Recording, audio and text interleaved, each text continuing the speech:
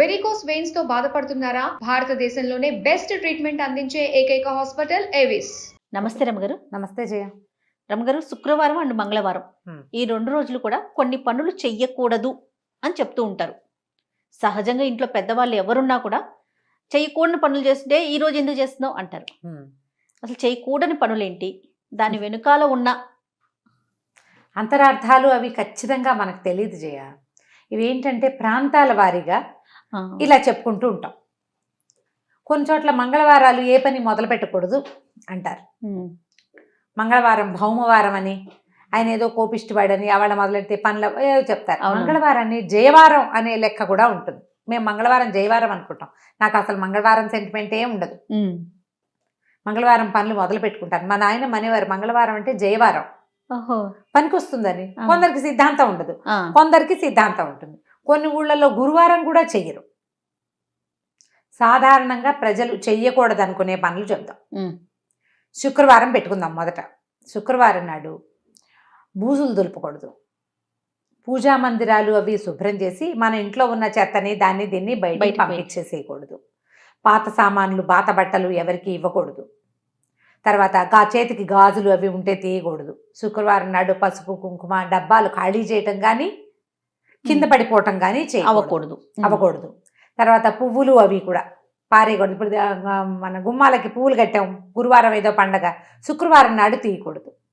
అమ్మవారిని ఏదైనా బుధ గురువారాల్లో వినాయకుడిని కానీ అమ్మవారిని కానీ ఏదైనా పూజ చేసుకున్నాము, శుక్రవారం నాడు ఆ పీఠాన్ని కదపకూడదు. తర్వాత ఏమో ఆడపిల్లలు మన ఇంట్లో ఉన్న పిల్లల్ని పుట్టింటి నుంచి అత్తారింటికి పంపకూడదు. శుక్రవారం నాడు పంపకూడదు. ఇది సాధారణంగా చెప్పే విషయం ఏంటంటే లక్ష్మీదేవి శుక్రవారాన్ని ఆశ్రయించుకుని ఉంటుంది. శుక్రవారం లక్ష్మీప్రదమైన రోజు. అందుకని ఆ రోజు తలంటి కూడా పోసుకోకూడదు అంటారు. శుక్రవారం తలస్నానం చేయరు చాలామంది. మనకు మామూలుగా తలస్నానం అంటే బుధ శనివారాలే నియమం.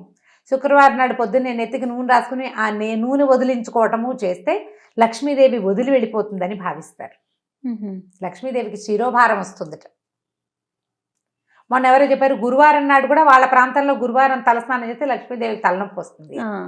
ఇప్పుడు లక్ష్మి అంటే ఒక మాతృస్వరూపం, ఒక అమ్మవారు, ఒక దైవ స్వరూపం. ఆమెకు తలనొప్పి ఎందుకు వస్తుంది నేను తలంటి పోసుకుంటే అని అనిపిస్తుంటుంది కదా. ఈ లక్ష్మి అంటే అమ్మవారు స్వరూపంగా భావించకూడదు. లక్ష్మి అంటే అభివృద్ధి, వృద్ధి. దీన్ని పెంచాలే కానీ కడిగేసి తుడిచేసి దులిపేసి చేయకూడదు.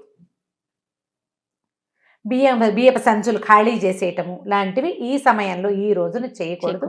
ఇవాళ చేస్తే ఈ సమస్య వస్తుంది అని. ఆడపిల్లల్ని పంపించరు, అత్తారిళ్ళకి పంపించరు, పుట్టేళ్ళకి పంపించరు. ఒకవేళ ఆ రోజు వెళ్ళాల్సి వస్తే ముందు రోజు పంపించేస్తారు, లేదా మర్నాడు పొద్దున పెట్టుకుంటారు. కానీ శుక్రవారం నాడు వెళ్ళొద్దు అంటారు. అలా వెళ్ళిపోతే వాళ్ళ వెనకాల ఈ ఇంటి తాలూకు అభివృద్ధి నడిచెళ్ళిపోతుందని నమ్మకం. ఇది ఇవాళది నిన్నటిది కాదు, కొన్ని వందల సంవత్సరాలుగా మన ప్రాంతాల్లో నమ్ముతున్నవి. ఇలా అయ్యిందా అవలేదంటే ఎవరికి వాళ్ళ ప్రూఫ్ తీసుకోవాలి, అంతే కదా. ఇప్పుడు పోరి మనమే నేనే నమ్మను, నేనేదో బూజులు దులిపాను శుక్రవారం నాడు, మా ఇంట్లో అందరు అన్నారు, ఎవరో ఒకళ్ళిద్దరు అన్నారు, ఆ గడిది గుడ్డు నేనే నమ్మనని చెప్పాను. ఆ సాయంకాలం ఏ చెవి దుద్దో ఎక్కడో పడిపోయింది. నువ్వేం చేస్తావు? ఖచ్చితంగా నమ్ముతావు, నేను దులిపాను కాబట్టి ఇలా జరిగిందని భావించేస్తావు. లేదా ఇంకొంతమంది ఏంటంటే నువ్వు అన్నీ ఇలాగేంటో నీ వల్లే పోయిందంటారు. నా వల్ల పోలా, నువ్వు చేయటం వల్ల పోయిందంటావు. మళ్ళీ చేసేటప్పుడు ఆ కించగా ఉంటుంది లోపల మనకి. అమ్మో 2 నెలల క్రితం శుక్రవారం నాడు ఇల్లు దులిపితే చెవికమ్మ పోయింది, ఎంత కాదన్నా ఈ రోజుల్లో 10,000 రూపాయల వస్తువు, అంతేగా 10,000 ఏందే వస్తుందా, చెవికమ్మ రాదు. డబ్బు నష్టం కదా. దాన్ని మనం పూడ్చుకోవడానికి ఏం చేస్తాం, జాగ్రత్త, నెక్స్ట్ టైం చేయకుండా ఉంటాం, అంతే. అది మనకి అలవాటుగాను కొంతకాలానికి ఆచారంగాను పరిణమించేస్తుంది, అంతే కదా. ఇదే రకంగా మన ముందు కాలాల్లో జరిగి ఉండవచ్చు.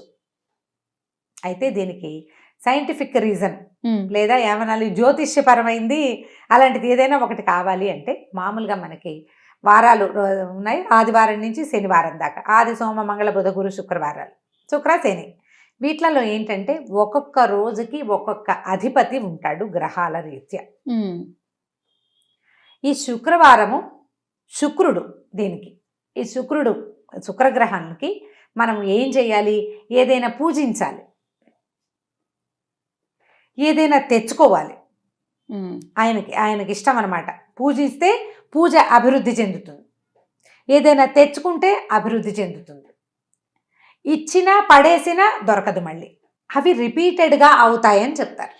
ఓహో, ఆ గ్రహం తాలూకు ఇది ఉన్నప్పుడు ఆయన ప్రభావంలో మనం చేసిన పని ఏదైనా ఇబ్బడి ముబ్బడిగా అవుతుంది. ఇల్లంతా దులిపేసి చెత్త అంతా బయటపారేసావు, ఎప్పుడు నీ ఇంట్లో నుంచి బయటికే పోతూ ఉంటుంది. అలా కాకుండా నువ్వు ఏదైనా ఒక మంచిది తెచ్చుకున్నావు, ఎప్పుడు వస్తూనే ఉంటుంది. ఇదే పాయింట్. ఓకే, గ్రహాలను అనుసరించి ఈ విధానాన్ని అవలంబించేవాడు. మరి మంగళవారం ఏంటి రమ్మగారు? మంగళవారం కూడా ఇంచుమించుగా ఇలాంటిదే. మంగళవారము కుజుడు భూ సంబంధం, ఆయన భూమి పుత్రుడు. అవును, ఆయన కూడా ఏంటంటే ఆయన కొంచెం కోపిష్టివాడు, ఎర్రటివాడు, ఎర్రగా ఉంటాడు. ఆయనకి ఏంటంటే ప్రశాంతమైన వ్యవహారాలే కానీ పెద్ద పెద్ద వ్యవహారాలు అవి చేస్తే దురుసుగా అయిపోతుంది ఆ రోజున. ఆయన కోపిష్టివాడు కదా, కోపంగా ఉంటాడు. అందుకని కొన్ని ప్రాంతాల్లో ఈ మంగళవారాన్ని ఇట్లా నమ్ముతారనమాట. వాళ్ళు ఏదో మొదలు పెడితే తొందరపాటు పని కింద పరిణమించవచ్చు, అందుకు ఆ రోజు మొదలు పెట్టిపోకండి పనులు అంటారు. ఈ మంగళ శుక్రవారాల్లో హెయిర్ కట్ చేసుకోరు, గోళ్ళు తీయరు. మగవాళ్ళు హెయిర్ కట్, ఆడవాళ్ళు ఏముంది హెయిర్ కట్లు అనకూడదు కదా, క్షవరం చేయించుకోవటం, గడ్డం గీసుకోకుండా ఉండటం, గోల్డ్. ఎందుకంటే ఈ కట్ చేసేటప్పుడు ఏదైనా ప్రమాదం సంభవించే అవకాశాలు ఉన్నాయి కాబట్టి గోల్డ్ కత్తిరిస్తూ వేలు కదా కోసుకోవచ్చు, ఆ గోల్డ్ అక్కడ ఇక్కడ పడేసేయచ్చు ఇంట్లో. అలాంటివి అశుద్ధమైన వస్తువులు ఉంటే మనకి ఏదైనా ఇబ్బంది రావచ్చు. ఈ ఆలోచనలతోటే మనకి తొలి కాలం నుంచి వద్దనేవాళ్ళు. జ్ఞాపకంగా ఇప్పుడు వారం అంతా ఏవో చేస్తూనే ఉంటామా, ఓ 2 రోజులు చెయ్యొద్దు అంటే మనకే మంచిది కదా, అంతే, మనకి మంచిగా, అంతే. ఎందుకు మానేయాలని పోట్లాడద్దు, హాయిగా ఈ ఒక రోజైనా పని తప్పుతుందని సంతోషించండి. ఏమవుతుందని ప్రశ్నలు వద్దు, అంతే కదా రమ్మగారు, పెద్దవాళ్ళు పెట్టారు. కుశంకలు పడకూడదు. మనం ఈ రోజున ఇప్పుడు నీకు అత్యవసరం, నువ్వు ఇవాళ చేసి తీరాలి, లేకపోతే కుదరదు. నీకు రేపు శుక్రవారం, ఇవాళ చేసి ఆ పని, అది రేపు చేయకూడదు, ఈ రోజే చేసి.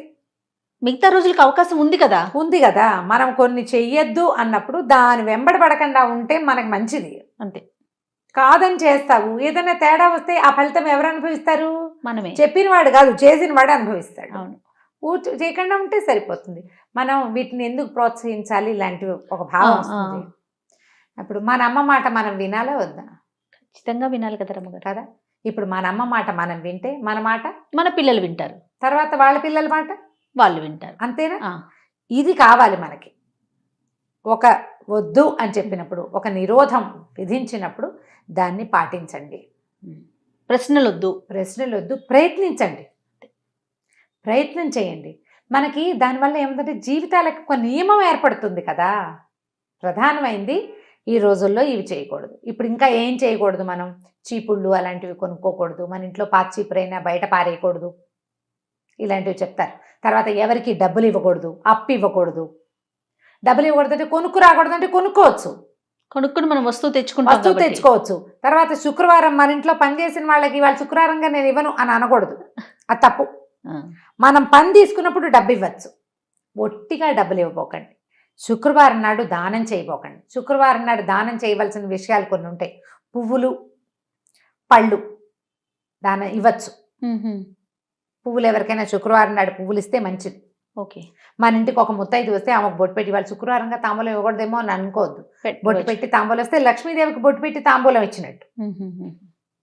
ఆ రోజున మన ఇంటికి వచ్చిన అతిథి అభ్యాగతులు లక్ష్మీ అంశగా భావించాలి. వాళ్ళకి చెయ్యొచ్చు, వాళ్ళకేం తప్పలేదు. ఉచితార్థం ఇవ్వద్దు. అనవసరమైన ఖర్చులు మానేయటానికి మంగళ శుక్రవారాలు 2 రోజులు కట్ చేసినట్టున్నారు, అంతే. పెద్దవాళ్ళు అలా పెట్టారు అంతే. ఇప్పుడు ఒక వస్తువు అర్జెంటుగా కావాలి, ఈ పూటకి మానేస్తే ఈ ఖర్చు ఈ రోజుకి మాంతావు, రేపటికి దాని అవసరం కూడా రాకపోవచ్చు.